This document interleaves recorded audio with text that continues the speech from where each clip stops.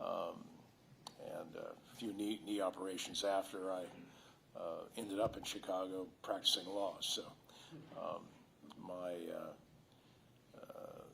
the element of what I think Cub baseball is about today is the hope is championships. And today marks where they brought a champion to Chicago. And bringing someone who's gone through that multiple times and been in the World Series and won and lost, it just is a library for so many players to take advantage of and to relax, comfort. All of the unknowns have answers, and the expectations are dealt with daily. And so when you bring a champion in, you know where to go, you know how to get answers. And I think that's something that's really, really important to the development of optimization of players to a championship level.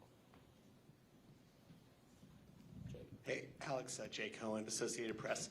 Obviously, playing here comes with some scheduling quirks with the amount of afternoon games. Some guys sometimes struggle to adjust their schedule and stuff like that. Have you thought about that, or have you talked to players about playing that amount of afternoon games and turnarounds? And Scott, I wonder if you also could add, I mean, I'm sure you've had players that play over here. What do you tell your players about adjusting the schedule and any research you guys have done into that?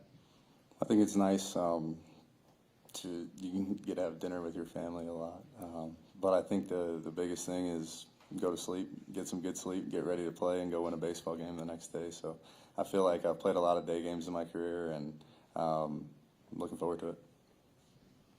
Alex, playing off that a little bit, Cubs have a little bit of a surplus in the infield, at least right now. What are your thoughts on getting off your feet a little bit, maybe at DH or whatever? How many games do you want to play at third base as you start to advance later stages here? Well, I want to play every single day, every pitch. We'll see if Counts lets that happen or not.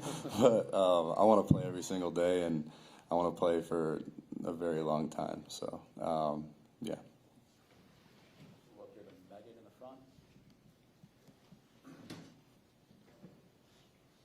This is for Scott and Jed. The deferral part is something that you guys have kind of resisted in the last few years, going down that path. What made Alex, the right player to do that for? And then just for Scott too, just knowing that they had been resistant to that, what was it like bridging the gap on that and them getting on board? It's a good question. It's something that we have been resistant to. We've done some in the past. We deferred some money in Hayward's contract and Lester's contract, but this was the most we'd ever done, and it was really a lot of conversations we had with Tom and Crane and the business side throughout the year. I think you're always thinking about evolving as an organization and thinking about things different, and we had a lot of, I think, fruitful conversations about that, and that sort of led to this deal. So I felt really good from a collaboration standpoint that this was a conversation that started early in the summer and kind of extended, and it led to us kind of thinking about contract structures and the financial engineering a little bit different. Yeah, certainly each club's intentions and what they choose to do financially for us, we just let them know we're flexible. Intellectually, being raised on a farm, you just have to make sure that you're getting a little less lipstick and a lot more pig in the dynamic of it. And so this is a process that is one that's rather arduous as to how you determine net present values and look at all the things, but it certainly creates a new level of communication apart from baseball. But in the end, you're both looking for a definition of equity and fairness, and I'm glad we're able to reach that. And also, Alex is very flexible with the Cubs and appreciating a design that fit their program and what they wanted to do, and so it was a nice union. We might have gotten the deal done before kickoff of the Bears game if it wasn't for all the spreadsheets. Yeah. This for Scott and for Jed. Does this deal announce the Cubs as kind of that top-tier behemoth along with those others, Scott, around MLB in terms of going for it at the very top of the industry? I think, look, we're all in the game surrounded by the barometer of talent. And the graduation of that talent internally is something that is brought to light by leadership. It's brought to light by experience and performance. And when you look at organizations and it's why the forecasting of particularly baseball performance is so difficult, because of the fact that you know that players can be affected over the length of a season by so much. And I think the great thing is about Alex and his career is that wherever he's been, he went to Boston last year with a very young team, and they ended up in the playoffs, which was something no one expected. And so when you're looking at what talent does and what their standing is going in, I think you certainly look at the great experienced talent they have, the depth they have, but you also have to look at the leadership and the information that's applied to really determine how optimal that group will work. We're here to celebrate. Matt, can you pass the mic to?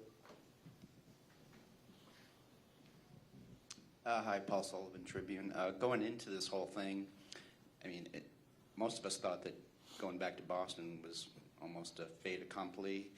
What were you thinking? Was the Cubs your choice at the start, or did you think that Boston would make a better push to get you, or how do you look at that? Well, I think I was, obviously in free agency, you get to listen to the team's needs, and at the beginning of free agency, I think it was expressed to me how much the Cubs valued what I cared about, and I'm looking forward to being here and winning baseball games. We'll take two more. Alex, going back to what we were talking about with the nostalgia of the 2016 Cubs, you were a rookie that year. What do you remember from that team and watching, I'm sure you were watching the World Series and kind of how that team won, and then, because you guys, the Astros took off, right after that. I think it was a fun team to watch. Great pitching, great offense. I mean, super talented players that played a fun brand of baseball, and not that fun to play against. We played against them that year at the end of the year, and they were tough. No, it's what I really remember is this city and how fired up they were for that championship run, and hopefully we can do that again. We've talked about over and over how important stability and maybe where you're going to be for the rest of your career, stuff like that. How important was having a no trade clause in this deal? I feel like you said, being able to be in a place that offered stability and a place that showed how much they cared about what was important to me was super important to myself, my family.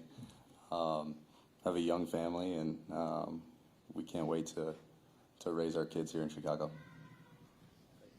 Thank you, everyone. We'll continue here with the TVs, talking to Alex on this side of the room, and we'll have Jed over here with the writers. Thank you. Thanks, guys.